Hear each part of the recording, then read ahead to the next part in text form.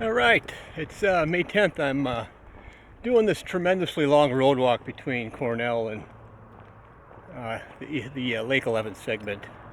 I gotta tell you about my experience last night. Stayed at the Bernay State Park, which is just north of Cornell. It's about a 2-mile walk. I looked on my weather app, and it was these storms forming back by west of the Twin Cities, and they just kept getting bigger and bigger. So I had already set up my tent, decided that I better just take it down because it's the only thing I have.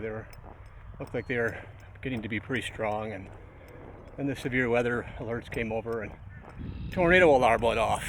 And everybody who was there jumped in their car and took off, except me, because I had no car, of course. And so I just grabbed my backpack and my tent and sat inside the toilet area on the throne.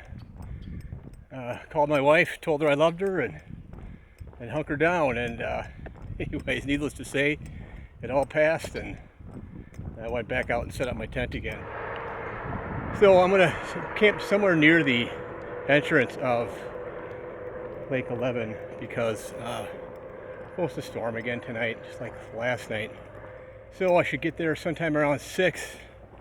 Good time to get set up and hunker down, and hopefully the bad weather isn't too terrible. I'm entering the Chequamegon National Forest then tomorrow for about 40 miles, I believe. Yeah, it's probably the most rugged segment that's in the Ice Age Trail, only because it's a continuing trail. They have, I think, 3 sections that they divided up into. Lake 11, which I believe is right around 11.5 miles. Then the Jerry Lake segment, that's 15 something.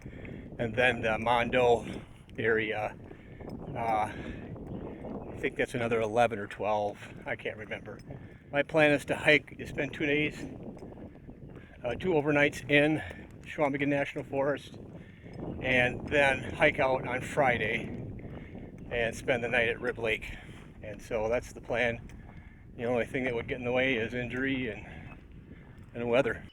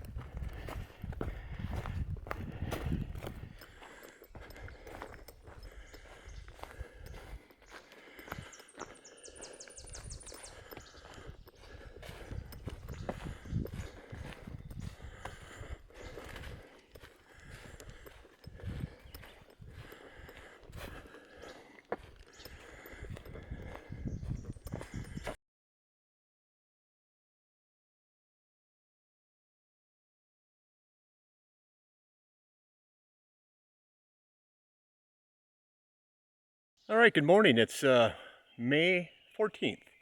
I was able to remove quite a bit of weight. Actually, it looks like right around 3 pounds of things that I just don't need now that it's getting a little bit warmer. And clothes. I even took my rain pants and did not bring them.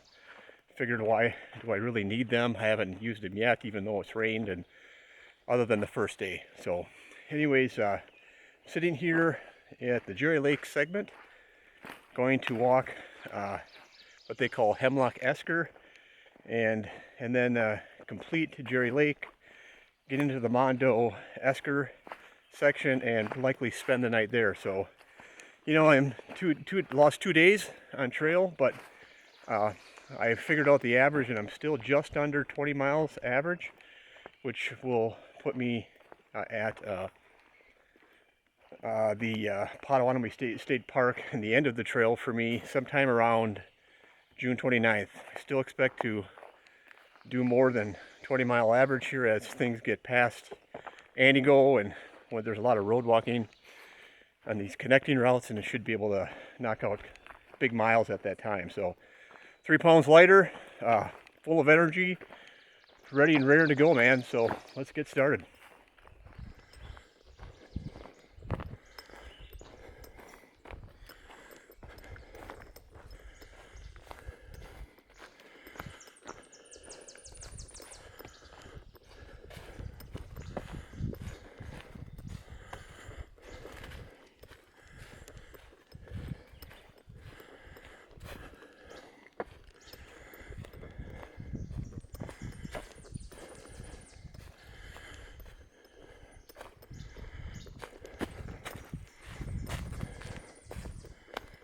This goes on for quite a while. So this was actually an old river, likely inside the glacier, that was flowing and melting. Sand, gravel, all that stuff was deposited, and then when the ice melted, this was what's left behind. Right here in the Chequamegon National Forest.